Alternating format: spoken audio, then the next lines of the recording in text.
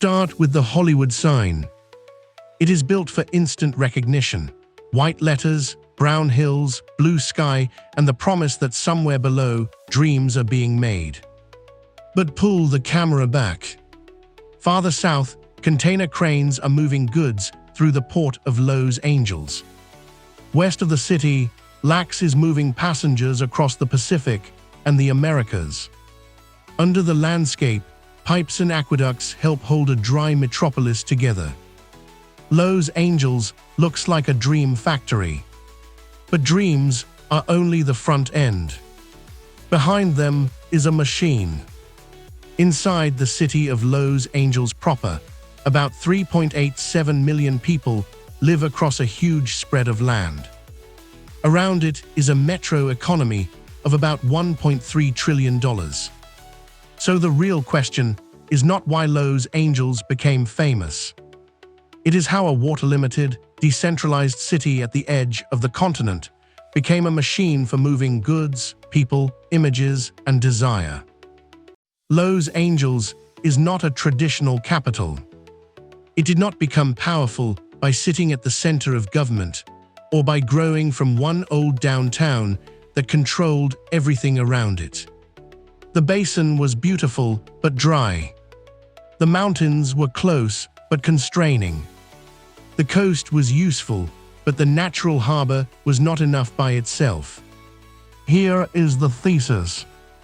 Los Angeles did not become powerful because it had one central advantage.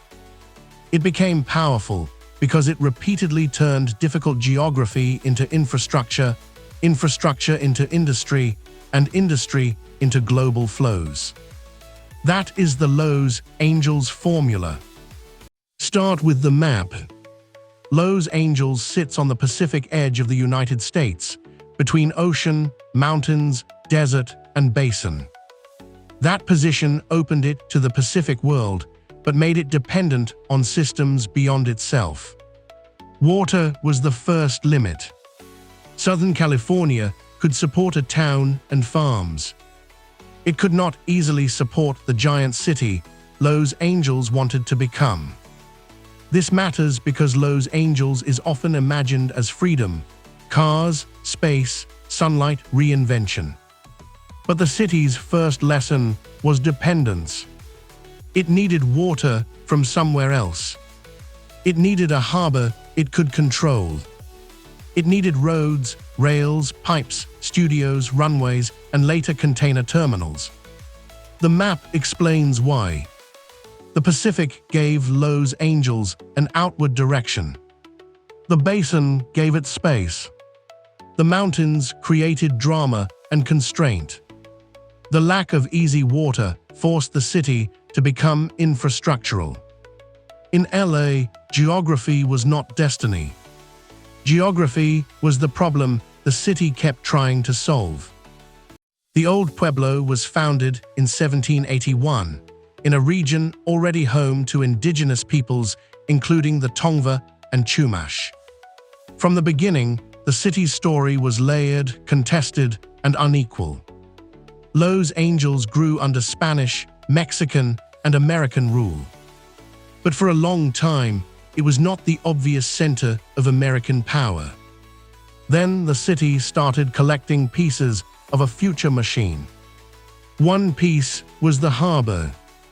In 1907, Los Angeles created the Board of Harbor Commissioners, marking the official founding of the Port of Los Angeles. In 1909, San Pedro and Wilmington were annexed, tying the city more directly to Pacific trade routes. Another piece was water. In 1913, water from the Eastern Sierra arrived through the Los Angeles aqueduct. It helped make growth possible, but brought deep costs, especially for Owens Valley. The point is not that infrastructure was magically good. LA's growth depended on moving resources across long distances. Then came images. By the early 20th century, film companies were moving west. Light, space, varied landscapes, labor conditions, and distance from older industry centers helped Southern California become a production cluster. Hollywood was not just glamour, it was a factory system for making images. Los Angeles was learning to manufacture three things at once: land value, physical movement, and imagination. The turning point is not one date. It is a pattern. Los Angeles kept taking a constraint and giving it a new job. No easy water. Build a long-distance water system. No old imperial capital. Build a cultural capital. No single dense center. Build a region of specialized nodes: studios, ports, aerospace plants, beach cities, freeways, airports, universities, and logistics corridors. During the 20th century, this pattern accelerated. The port connected the city to Pacific trade. The aircraft and aerospace industries tied Southern California to war, defense, engineering, and later space systems. Freeways spread the region outward, while deepening congestion, pollution, segregation, and dependence on cars. That is the uncomfortable part of the story. Los Angeles became powerful, but not evenly. Infrastructure created opportunity, but also displaced communities, consumed land, polluted neighborhoods, and made daily life difficult for many residents. It is better understood as a high-energy urban machine: productive, creative, unequal, fragile, and extremely influential. Today, the scale is visible in the data.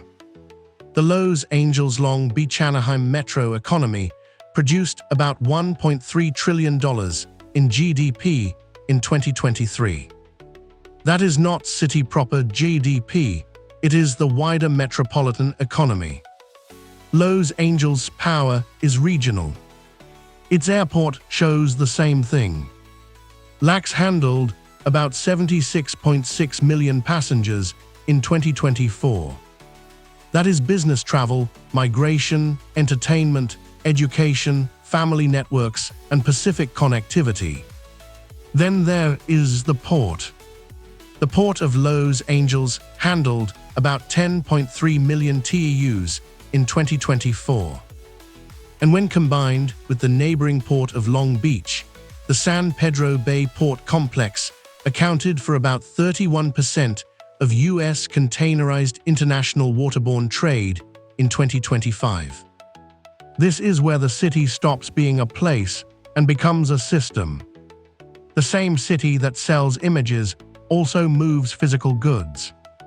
The same region that produces movies also moves containers.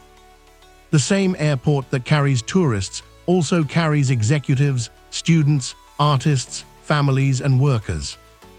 Los Angeles matters because it sits at the intersection of symbolic power and material power. But Los Angeles is not just cargo and cinema. It is also a city of people flows. According to census data for 2020-2024, 35.7% of residents in the city of Los Angeles were foreign-born. That number helps explain why the city feels like a Pacific, Latin American, and global crossroads at the same time.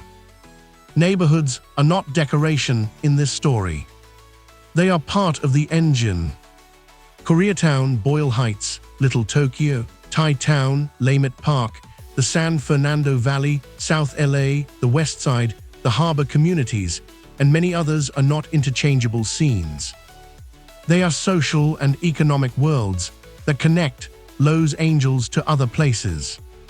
Even the transit story is more complicated than the stereotype. Los Angeles is famous for cars, but LA Metro recorded more than 311 million boardings in 2024. That does not erase the region's car dependence. It shows something more interesting. The city is still trying to retrofit networks into a landscape built around distance. The important point is not that LA solved all its problems. It has not. The important point is that LA's power has always come from managing flows under pressure. So what is the formula? Los Angeles turns limits into systems. Water scarcity became aqueducts. A weak natural harbor became a major port complex. Distance from older power centers became freedom to build new industries. Fragmented space became a region of specialized nodes. Sunlight and open land became a film production machine. Pacific distance became Pacific connection. And migration became cultural and economic variety. This is why Los Angeles is hard to copy. You can copy a skyline. You can copy a studio lot. You can build highways, airports, and ports.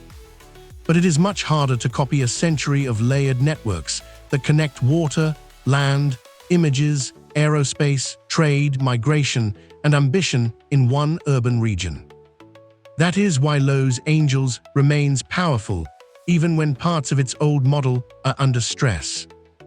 So yes, Los Angeles is a dream factory. But that phrase only makes sense if we remember the factory. Behind the dream is imported water.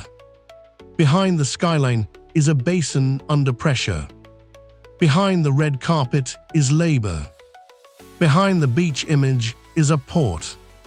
Los Angeles turned the edge of the continent into a machine for moving reality, goods, people, images, money, and desire. The city did not escape geography. It made geography negotiable at a cost and built industries around it. That is the machine behind the dream.